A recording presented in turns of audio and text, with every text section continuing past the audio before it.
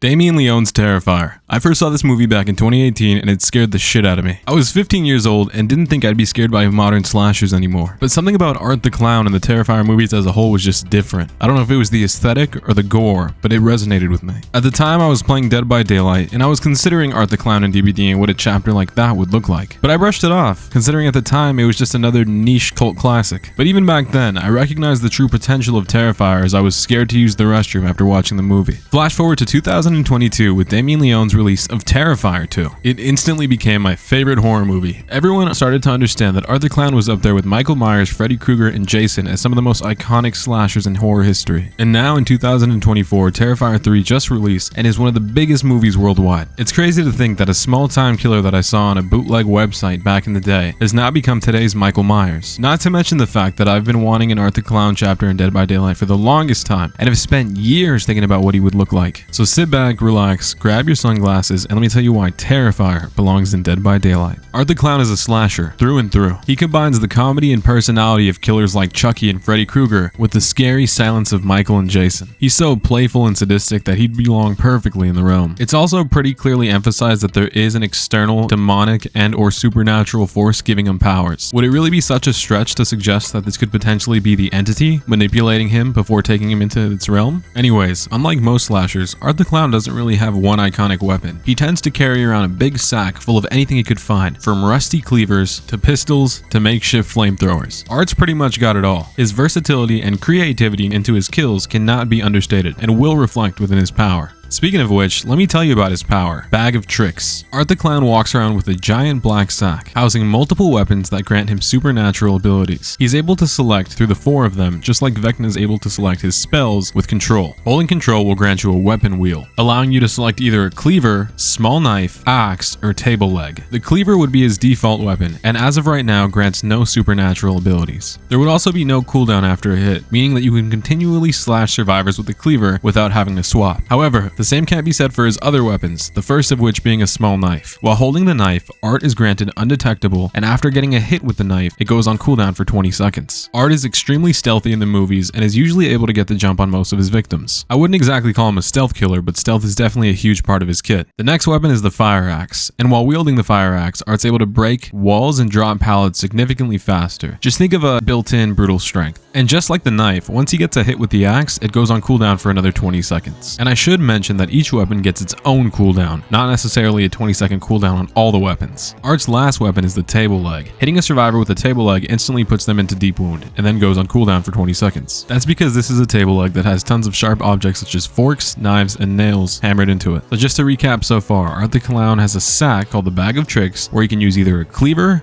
a small knife, an axe, or a table leg. The knife grants undetectable, the axe grants brutal strength, and the table leg grants deep wound, with each respective ability going on a 20-second cooldown after use. At this point, you're probably wondering what the cleaver does. Well, let me tell you. If Art is able to get a successful hit with each weapon without repeating, starting and ending with the cleaver, the next and 5th hit will insta-down. Think the Legion, and how their 5th hit insta-downs the survivor. So if you were to get a hit with the cleaver, then the knife, then the axe, then the leg, then back to the cleaver, that last cleaver hit would insta-down a healthy survivor. It doesn't need to be exactly in that order. For example, cleaver, axe, leg, knife, cleaver would still work, just so long as the sequence starts and ends with the cleaver and none of the other weapons repeat in between. For example, cleaver, knife, leg, knife would not work. I think this mechanic would give the power a pretty decent skill ceiling, as well as making it not completely weak and not too overpowered. And as far as how the power relates to the character, well, I mean, Art already has a variety of weapons, as well as his extreme brutality. I think that 5th insta-down cleaver hit will just go to demonstrate that. So a quick recap on Art the Clown's power, Bag of Tricks. Art the Clown carries a bag of tricks that houses 4 weapons: the cleaver, small knife, axe, and table leg. Each weapon grants a different status effect and then goes on cooldown for 20 seconds. If Art's able to cycle through all the weapons in order, he can then go back to the cleaver with an insta-down.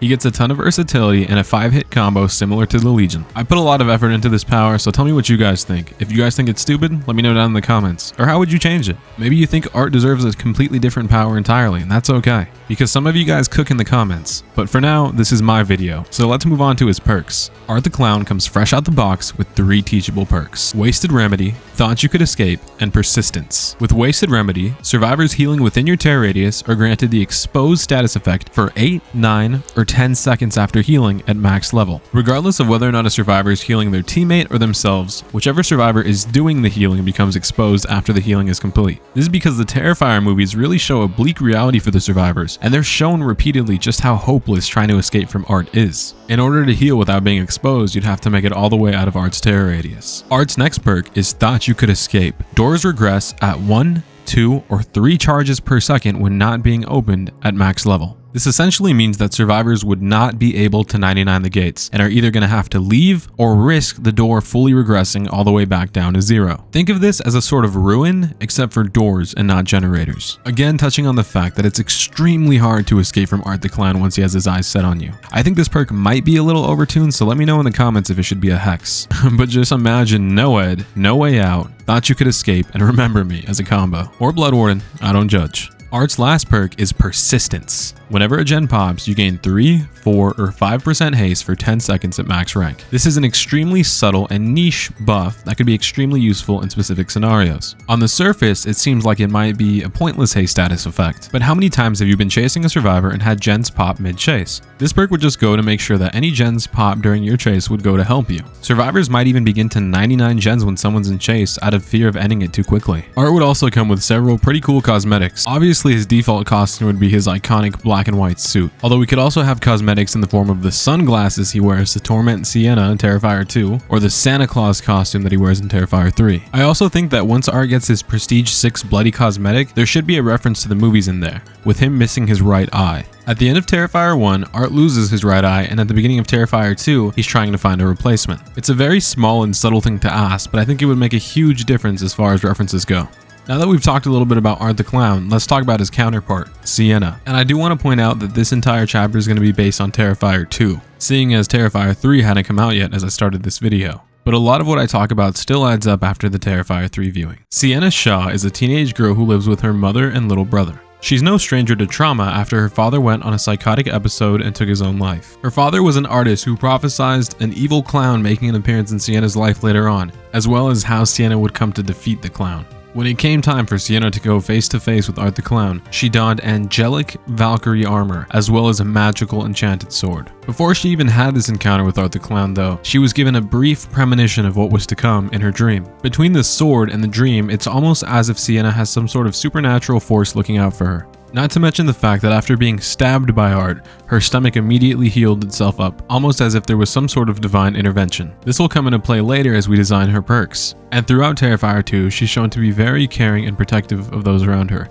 especially her little brother. Even going so far as to throw herself in between Art and her little brother, taking several wounds for him. And let's not forget that Sienna is pretty much as badass as it gets for a final girl. We see repeatedly throughout the movie that she has no problem locking in and beating the shit out of Art when she needs to, eventually leading to her beating Art one-on-one and decapitating him with said magic sword. All in all, Sienna is one of the most brave and compassionate final girls that we've seen in a long time, all with an external supernatural force looking out for her. She'd make for an extremely capable survivor within Dead by Daylight, especially with her 3 teachable perks: Fearless, Phantom Dread, and Miraculous Recovery. Let's start with Fearless. Whenever you take a protection hit for another survivor, gain a token up to a maximum of 1, 2, or 3 at max rank. The next time you stun the killer by any means, all tokens are consumed. The killer is stunned for an additional 1 second per token used. So let's say you've taken 3 protection hits for survivors, then your perk would be sitting at max stacks. The next time you pallet stun or blind the killer, an additional 3 seconds will be added to their stun. I think it's a pretty good way to go and show her compassionate side as well as her more brave side. Not only is she protecting other survivors, but she's also then taking on the killer afterwards. Next up, we've got Phantom Dread. At the start of a trial, see all survivors' auras as well as the killer's aura for 2, 3, and 4 seconds at max rank. Not only that, but all other aura reading effects last for 2 seconds longer. I'm not gonna sit here and BS you guys. This is pretty much just Lethal Pursuer but for survivor. Except this actually kind of works on Sienna. Like I mentioned before, prior to actually meeting Art the Clown face to face, she was giving a warning about his arrival in a dream, as well as how dangerous he would be. This supernatural force is giving her a heads up of what's to come for the rest of the movie, just like this perk would give her a heads up of what's to come for the rest of the trial. And last but not least, we've got Miraculous Recovery. Pallet stunning a killer while injured instantly grants 50% healing progress. This perk then goes on cooldown for 60, 50, and 40 seconds at max rank. So like the perk says, pallet stunning a killer instantly grants 50% healing progress. Think of old resurgence. This means that if you're injured and you pallet stun the killer, your healing bar will be halfway filled already. And if you're able to loop the killer for another 40 seconds and do it again, you instantly heal back to full health. I know this might sound like BS at first, but let me tell you why it's actually pretty balanced. First off, this perk has tons of counterplay with anything that applies the mangled and hemorrhage status effects. Think Sloppy Butcher, Gift of Pain, or any add-on that does the same. If a killer hits you with Sloppy Butcher and you activate this perk, 50% healing progress means nothing, because by the time you'd be able to full heal yourself, your bar would be reduced back down to 0. But even without counterplay, being able to full heal yourself mid-chase would take several conditions. For starters, there's a 40-second cooldown in between use, meaning that your chase would have to at least last for 40 seconds to be able to heal yourself. Not only would you have to loop the killer while injured for almost a minute, but you also have to get 2 pallet stuns specifically. This doesn't count blinds nor pre-drops, which if you didn't know, injured survivors tend to pre-drop more often because they don't want to risk the killer swinging through the pallet drop. So there's more risk added to this perk. I think Miraculous Recovery would completely shift up the meta, with the best loopers running it on every build, as well as a ton of killers running Sloppy Butcher and Gift of Pain to counter this perk. But what do you guys think? Did I cook with Sienna's perks, or did they suck? Let me know down in the comments below. I think it goes without saying that her default costume should be her most iconic, which of course would be the Valkyrie costume she wears while defeating Art the Clown. We could also see the black and white striped sweater that she wears quite a bit in the movie, or her butterfly pajamas that she wears around the house. We could even get her cute and cartoony dream sequence outfit that she wears in the premonition, complete with a colorful dress and braided hair. But I don't think that such a banger chapter could go without a map. The map in question would be the Terrifier, the haunted house shown at the end of Terrifier 2. It would be a 2-story indoor map. Well, actually not 2 stories, more like 1 story with a large basement. The layout would be pretty similar to the game, except the top floor would be your run-of-the-mill haunted house, complete with jump scares, scary decorations, and the bodies of Art's victims. Obviously the most notable of which would be Brooke, Sienna's friend who gets a table leg to the chest one too many times before getting her heart eaten. But I don't see why we couldn't scatter the haunted house with a few more of Art's victims. Anyways, the basement layer would be a storage room. Rooms full of boxes and parts, complete with a magical portal to the underworld, as well as the little pale girl sitting down, kicking her feet and waving hello. Even aside from Terrifier, I think a haunted house is a map that a lot of people have wanted in Dead by Daylight for an extremely long time. But that's pretty much going to do it for this video, so let me know what you guys thought in the comments below. Huge shout out to Astimiko once again for helping me with the perk icons as well as the power icon. All her links will be in the description below. And if you enjoyed the video, then don't forget to subscribe as well as check out my Twitch where we stream nearly daily. I really hope that you guys had as much fun watching this video as I did making it for you. So have a nice day and take care.